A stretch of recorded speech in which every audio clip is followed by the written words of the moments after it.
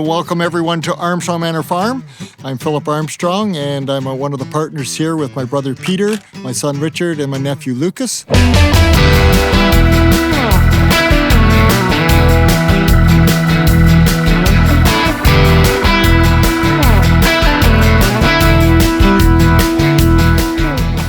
My son and my nephew are the sixth generation on this piece of farm here. We came into the community in 1828, so right now we just own the 100 acres. We're milking about 340 cows 3 times a day. We have another 50, 60 dry cows, and we farm another 1,200 acres of corn, soybeans, wheat, and hay. Okay, so the Armstrong family moved into the Chingakusa community here in 1828. The survey went through, I think, just after the treaty in 1818. They came up from Niagara-on-the-Lake. The original Armstrong came from Scotland, moved down to the Niagara-on-the-Lake area, and married an Empire State Loyalist. And then they moved on up into this community. One of the tricks of the trade here at our farm, and it's kind of passed down generationally, on how to farm, how to work the soil, when to plant, when to cultivate, when to do things.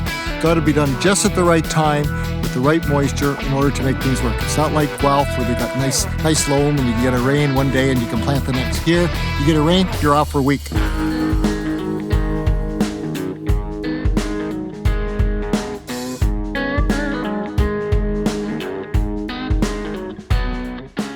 One of probably the biggest challenge of us on the dairy farm, and probably most farmers, is the weather. We can't control it. Some years you get, this year's been a good year. We've had rains constantly, except if you're trying to do hay, you've had it hard to find a window to get your hay done.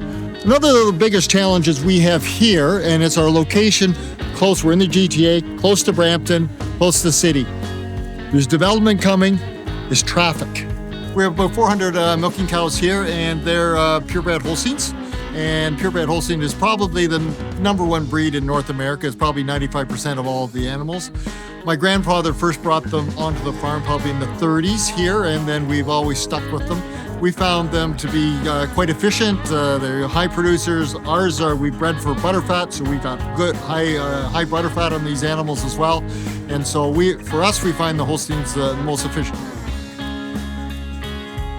One of the charities we're quite involved with is Share Agricultural Group, and what they do is provide help into third world countries, small subsistence farmers to upgrade what they have. Maybe some goats, move some goats into them. When they get that good goats, they have some milk. The nutrition gets better.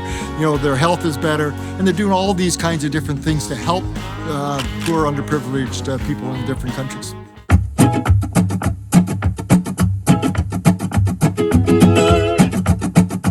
Okay, there's one fun story that always comes across my mind, and it's when my dad in '54 took over from my grandfather at that time.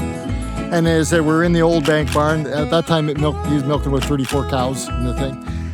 And it was just kind of dirt going into the barn. So he went and he concreted a 10-foot strip along the barn so the cows wouldn't be mucky going into the barn. So when the cows got out, they'd step on and then into the barn. And my grandfather was so upset. He said, "You'll eventually concrete the whole farm." And I'm just thinking, that was just 10 feet on the old barn. And I'm looking at what we got here now, and I have no idea what my grandfather would be thinking today. Thank you for joining us at Armstrong Manor Farm. My name is Philip Armstrong, and I hope you enjoyed the tour.